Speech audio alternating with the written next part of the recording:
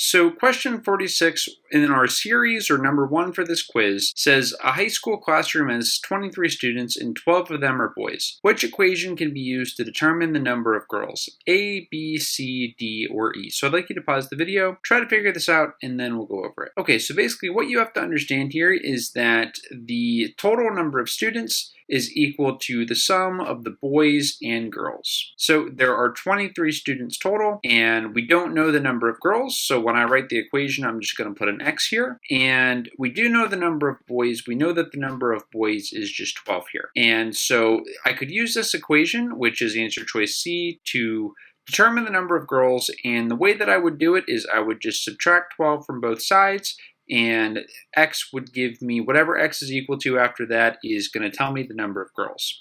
If you had trouble with this, I'm going to show the written solution up on the screen right here. So you can pause the video, and whenever you're ready, we'll go to the next question. Okay, the next question says, which answer choice has 33.333, 17.777, 14.221, and 2.340 correctly rounded to the nearest tenths place? So let's have you pause the video, try this out, and then we'll go over it. Okay, so basically, probably the best way to approach this question is to just first, let's look at each number individually here, and we need to look at the tenths place. So what you need to know is that the number to the right of the decimal is the tenths place. Okay, so for each number here, I'm going to underline the number in the tenths place so you can see it, all right? And so again, it's just that number immediately to the right of our decimal is the tenths place. So for rounding, we have to look at the number next door, all right? We have to look at the number in the hundredths place. We start by finding that number in the tenths place and just identifying what it is. Then look to the number directly to the right of it. And if that number is a 5 or greater, we round up. If that number is less than 5, we round down. So for 33.333, I find the number in the tenths place, which is the number to the right of our decimal point, which is 3. Now I want to look next door at the hundredths place. Now this number right here, is this number a 5 or greater, or is it less than 5? Well, it's obviously less than 5. So 33.333 rounded to the nearest tenth is just going to be 33.3. You could put a 0 here if you want to, but you don't really need to. So if you rounded this as 33.30, still the same answer. Now let's look at 17.777 here. So again, what's the first step? We got to find the number that's in the tenths place. So the number in the tenths place is this first 7 after our decimal point. Now we're going to look to the number to the right of it, and we're going to ask ourselves, is this number a 5 or greater? Well, this number is 7, so it is a 5 or greater. So in this case, we are going to round up. So the answer for 17.777, it's 17.8. All right. So now we can look at 14.221. I'm going to go a little faster this time because hopefully you're starting to see how to do this now, but we want to look at the number in the tenths place. It happens to be a 2. All right, we want to look to the number immediately to the right of it. That is a 2. Since it's a 2, it's a number less than 5, so this rounds down. So we would just call this 14.2. All right, now 2.340, I'm going to go over this even faster. We look at the number in the tenths place first, which is a 3. We look to the number to the right of it. It's less than 5, so this is going to round down to 2.3. So the answer here is going to be, looks like answer A is correct. And if you have trouble with this, here's a pretty lengthy solution, so you can pause the video, take your time reading this, maybe jot some notes down if you were stuck. Then when you're ready, I'll see you on the next question. The next question says, what are the x and y values for the following system? X minus 12 equals 4y, 6x equals 60y, and we've got A, B, C, D, and E answer choices. So let's have you pause the video, try this out, and then when you're ready, we'll go over it. Okay, so there's a bunch of different ways to do this question, and I'm going to just show you what I think is the most straightforward way to do it, but you might have done this a completely different way, and maybe you just got completely stuck and you're about to skip ahead in the video because you're just so confused and you don't know how to do this. If that's the case, don't worry. We're going to break it down how to do it just like always. The first thing that I see here is that I'm going to label this as equation 1, and I'm going to label 6x equals 60y as equation 2. That's just to help me keep track of things, and I think it's going to help it make it a little bit easier to understand here. What I can do for equation 2 is I can simplify it. All right, so I'm going to divide 6x by 6, and I'm going to divide 60y by 6. So when I do that, I can rewrite equation 2 as x equals 10. You might say, why is it x equals 10? Remember, I divided by 6 on both sides of the equation. 60 divided by 6 is 10. 6 divided by 6 is just 1. I don't need to write the 1, I just leave the x there. All I've done is I've taken equation 2 and I've simplified it, and my equation 2 becomes x equals 10. If you skip that step, that's okay. You didn't have to do that step to get the question right, but I just would recommend always think about, is there a way I can simplify this? There won't always be on your test, but in this case, we had an easy simplification we could make. That's why I have x equals 10. The next step, or at least the next step that I would do, I would go back into equation 1, or this should say x equals 10y. X equals 10y, not just x equals 10, x equals 10y. We have to keep the y right. We have to keep the y along for the right here. So now when I go back to equation 1, I'm going to rewrite it. Instead of writing x minus 12, I'm going to write 10y minus 12 equals 4y.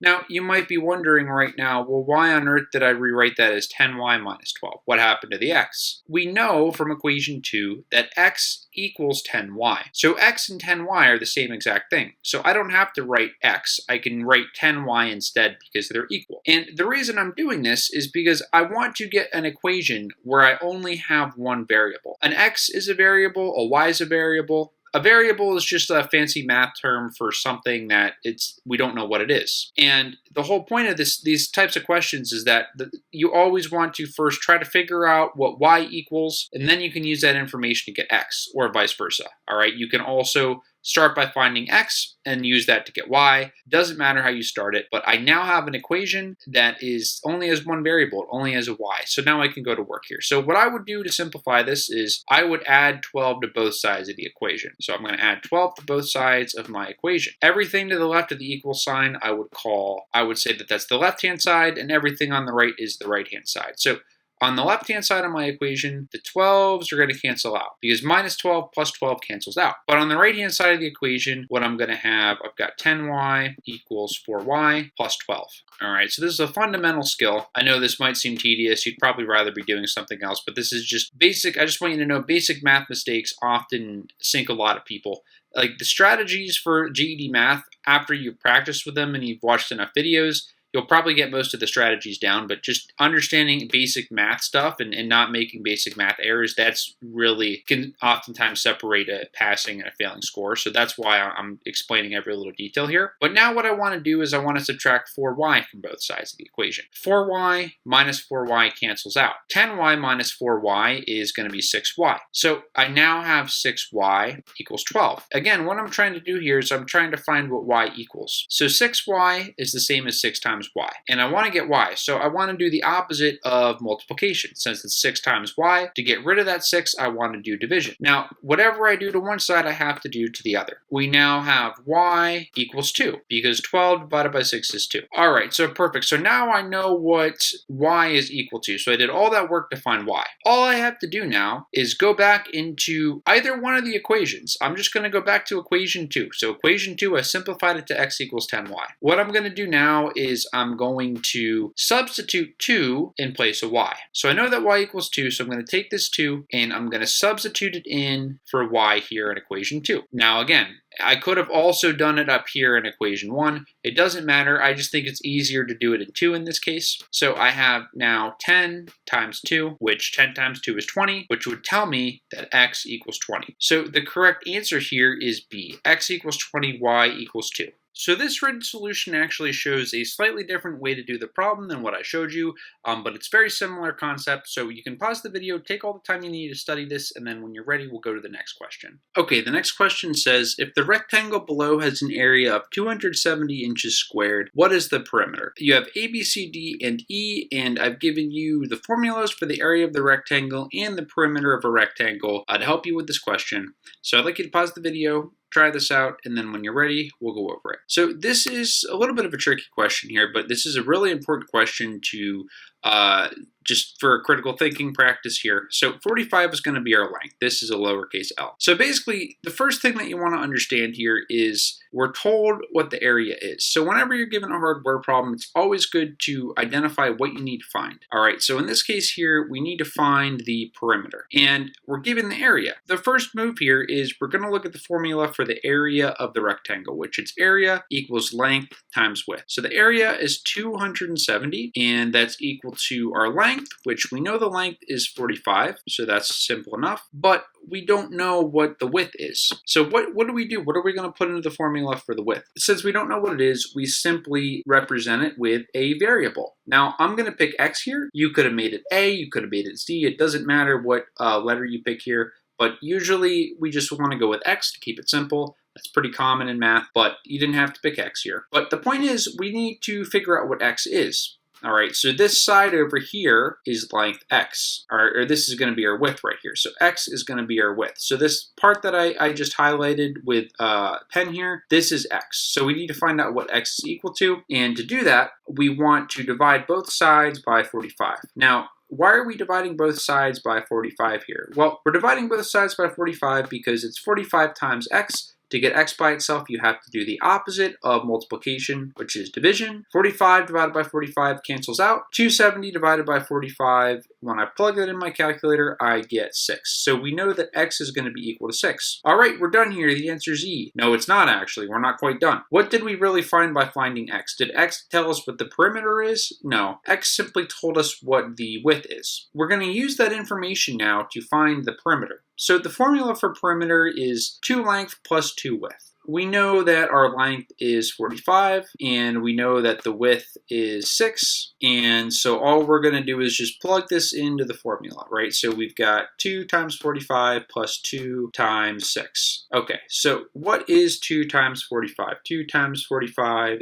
is 90. Now, what is 2 times 6? 2 times 6 is 12, and I apologize for my handwriting being practically impossible to read here, so I do apologize for that, but the answer here is 102. 90 plus 12 is 102. So B is the correct answer here. So as always, let me show you the written solution for this. Okay, so the next question says 3x cubed plus 66x plus 8 minus x cubed plus 44x plus 123x squared plus 90 minus 86x squared plus x equals what? A, B, C, D, or E. So let's have you pause the video. Try this out. When you're ready, we'll go over it. So this is really a test of your understanding of working with like terms. What I mean by that is, if I have 3x cubed plus 66x, can I add 3x cubed and 66x? Well, the answer is no, I can't. And that's because the 3 has an x cubed, 66 only has an x, so I can't add these two terms. What I can do is I can find any other terms that have an x cubed, and I can do the operation with the other term that has the x cubed. So it might sound like I'm speaking a foreign language, but all I mean is I can do 3x cubed minus x cubed. But I couldn't do 3x cubed plus 44x, because 44 only has an x, and 3x cubed has an x cubed. Let's look at another example here. So I've got this 8, and I could not try to subtract x cubed from 8. But I could do 8 plus 90, because 90 does not have an x in it, and 8 also doesn't have an x, so I can work with them. So what I've done here is I've reorganized the problem here, putting the like terms together, and you don't need to rewrite this whole question, but it's not a bad idea if you're having trouble seeing this, but I've kind of pre-written this for you here, and every term I've put in a specific color. As you can see, the x cubed I put in red, the x squared I put in blue, and so on and so forth. So all I would do here is I would just do 3 minus 1, since it's 3x cubed minus x cubed. What is 3 minus 1? 3 minus 1 is 2, so I would leave the x cubed, and this would become 2x cubed. What about 123x squared minus 86x? Well, all I would do is I would do 123 minus 86, which that is going to be 37, and I just keep the x squared here for the ride. It's going to be 2x cubed plus 37x. So the same with the x's, right? So 66 plus 44 is what? 66 plus 44 is 111, and I bring that x along for the ride. And, oh, then I have this other x right here. Actually, 66 plus 44 is 110, plus this other x gets me 111, and I bring the x along for the ride. And then 8 plus 90 is simply 98, so I get line 98. And so hopefully you're already starting to see the answer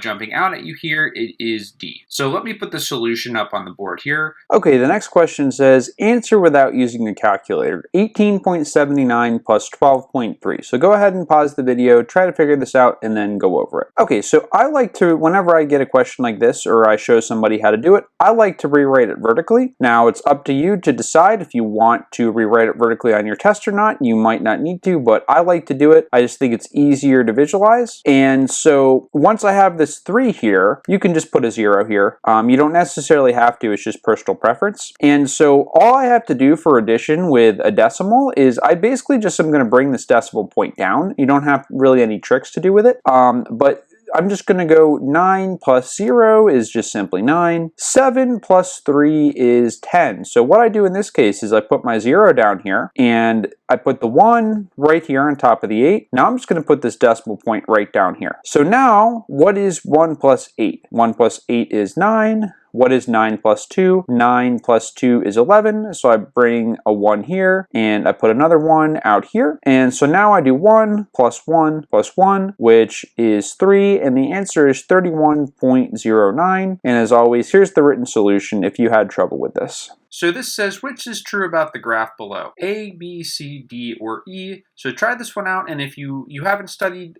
this kind of stuff yet, don't worry about it. We're just going to go over it. So let's have you pause the video, and we'll go over it. Okay, so basically, there's really 2 ways to know if there's a positive or negative slope. And the first way is to just simply pick 2 points on the line and go through the slope calculation and see if you get a negative or a positive number. But it really doesn't have to be that complicated here. The kind of shortcut is to look at the left, look at the line on the graph, and look at the leftmost portion of it, right? So here is, if we look at the left on the line up here, if we imagine somebody was going for a run, would the person run downhill or uphill? And in this case, if the person starts running right here, we can see that they would be running downhill. And if they're running downhill, that tells us it's a negative slope. If the graph were to look something like this, and this is a really sloppy line, but if the graph were to look like this black line here, and we started at the leftmost part of the line, and I drew a stick figure here, we could see if the person were to start running on this line, they would be running uphill. And if the person would be running uphill, the slope is positive. But in this example, we see the line. The person would be, if they start at the top here at the leftmost portion, they would be running down the hill, which means that we have a negative slope. Really, we can rule out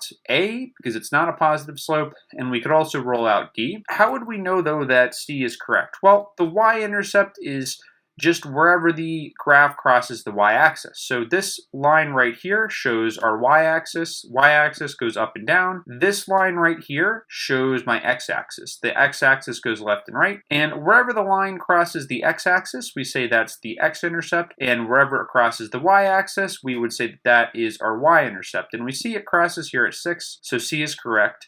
So B and C are correct, which means answer choice E is the right answer. So here's a solution. I went over that a little bit fast, so if you had trouble with this, it can be a little tricky to get. Here's the solution. Please take your time with this, and then we'll go on when you're ready. Okay, so the next question says, what is the surface area of a cylinder with a radius of 6 centimeters and a height of 20 centimeters? Now, I've given you the formula for the surface area of a cylinder, and I've also shown you a cylinder here on the screen just to help you as we practice with these types of questions. So you can pause the video, try this out, and then we'll go over it. Okay, so let's go over how to do this. Now, there's a couple different ways to do the math here, but basically what you're doing here is you're just going to take the fact that the radius is 6 centimeters, and you're going to substitute the 6 into the equation in place of r. Now the height we know is 20 centimeters, so you're going to do the same with that. You're going to plug 20 in for h. So that's the basic idea here, but there's actually, I think, a faster way to do the question here, and that's, if you look at the formula here, you see that each term in the formula has 2 pi in it, or actually really 2 pi r. What you really could do is you could factor 2 pi r out of each term here, and it would look like this. It would look like 2 pi r, and then you would have just an r left here from the first term, and in the other term you would just have an h left. So you could simplify the formula this way, and so now what we would do is we would take the 6 and put it in place of r. So let me rewrite this, and again, this is just personal preference. There's different ways to do this. You don't necessarily have to simplify it this way, and in fact, don't worry if my simplification here is making this harder for you to understand. I'm just showing you how I would do this if this were me. And so now we have the question set up this way. We always want to start with what's in the parentheses. So what is 6 plus 20? 6 plus 20 is 26. So let me rewrite this now. We'd have 2 pi times 6 times 26. Now I would probably do it this way. I'd probably say 2 times 6 is 12, and then I would do 12 times 26 in my calculator, and I would just leave the pi alone, because in all the answer choices down below here, they haven't done anything with the pi, they've just left it. Sometimes people get a little bit confused when they see multiple choice answers that have pi in them here. Sometimes on your test you might have to do 312 times 3.14. So just know that pi, all this is, it's a symbol. It's approximately equal to 3.14. Now it's not exactly 3.14. If you needed to on the test, you would do 312 times 3.14. They may also just leave pi in the answer choices like I've done, and you wouldn't have to multiply it. I have no way of knowing what they'll do on your test. It doesn't really matter. The most important thing is the process here, as with really all questions when we're practicing. The process is, did you get this 312 pi? If you got that answer, you got the question right. And if not, don't worry about it. Hopefully you learned something. So here's the answer choice here. You can study it, and when you're ready, we'll move on. So the next question says, if a circle has an area of 62 meters squared, what is the closest approximation of the length of the circle's diameter? So this question is a real challenge here. This is the hardest question on this test, in my humble opinion. So just try it out here, try your best, and let's see how this goes. And I'll let you pause the video, give it a try, and then we'll go over it. The first step here is to really see that I've given you the formula for the area of a circle here. On the test, you'd want to look this up on the formula sheet, but I just gave it to you just to help save some time here. But basically, we're told that the area of the circle is 62. So in place of the A, I can put the 62. So I have 62 equals pi r squared. And you might say, well, so what? What does this mean? We need to find the length of the diameter. So really, the first key thing to understand here is you need to know the relationship between the radius of a circle and the diameter. So let me attempt to draw a circle here. It actually looks more like a piece of fruit than a circle, but just pretend that this is a circle here. Let me try that one more time. Okay, that's even worse. It looks kind of like a pear, but let's just pretend that this was a circle here for a second. If this was a circle, basically half the length of the circle is what we would call the radius. Now, if I were to measure the whole way across the circle, that's called the diameter. Okay, so from this, what we can say is that the radius, right, remember, half the circle is the radius. The whole length of the whole circle is the diameter. So what can we say about the relationship between the radius and the diameter? We can say that the radius is equal to half the diameter. In other words, the radius is equal to the diameter divided by 2. Because again, if we have this circle here, we see the whole length of the circle. If we cut that in half, if we divide the diameter by 2, we're just left with r. And we can also say that the diameter is equal to twice the radius, or 2 times the radius. With the established relationship that we have here between the radius and the diameter, what we can see now is we have to first figure out what the radius is. Then once we figured out the radius, we can use that information to calculate our diameter. And so basically what we want to do is we want to get r by itself here. That's the first step. So to do that, what we would have to see is that it's pi times r squared. What's the opposite of multiplication? The opposite of multiplication is division. So if we divide pi divided by 5 on this side, that's just going to equal 1. 1 times r squared is just r squared. We don't need to write the 1 there. Whatever you do to one side, you also have to do it to the other side. So we have 62 divided by pi, and let me just do that now in my calculator. 62 divided by 3.14, and like I said, you can either hit the pi button on your calculator or just divide by 3.14, and then since we're just looking for a close approximation here, I get the answer 19.745. I would just round that to 20. So let's say 62 divided by pi, let's just say that's 20 here, all right, since we just need an approximation. So 20 equals r squared. So what we have to now know is that, and this is actually at this point in the question, this is a really, really important math concept. I guarantee someone watching this right now, maybe you might be confused about how to do this. So even if you were confused about everything else in the question so far, just think about how would I find what r is equal to if I had a situation like this, 20 equals r squared. A lot of people, what they think, and I've seen this many times with students. I've actually kind of lost track of how many times I've seen this. A lot of people think that to find r, what you have to do is square the 20. So if you thought that, don't worry, because you're not alone. That's actually one of the most common mistakes I've seen since I've been doing this, which is several years now. But I want you to do really well on your tests, so I want to make sure that you understand that the way you do that is actually you want to take the square root. You don't want to square the 20, you want to take the square root of 20. So the reason is because when we've got r squared and we just want r, we need to take the square root. That's just going to give me r. Whatever I do to one side, I also have to do it to the other. So basically, the square root of 20 equals r. But what you also have to see here is that we're not looking for r, right? We're looking for d. We're looking for the diameter. And we know that the diameter is equal to 2r. If I want to get the diameter, I would say, all I would do is I would do 2 times the square root of 20. But we don't see that as one of our answer choices, and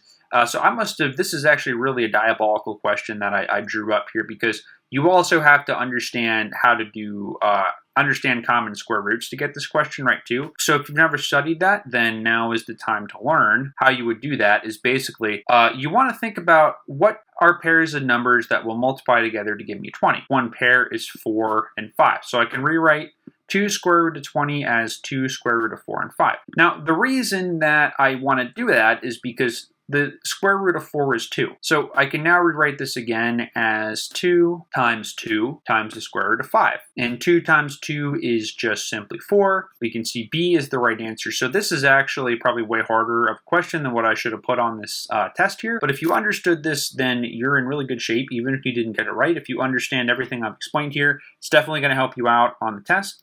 So thank you so much for watching. Good luck on your test, and I just wish you the best.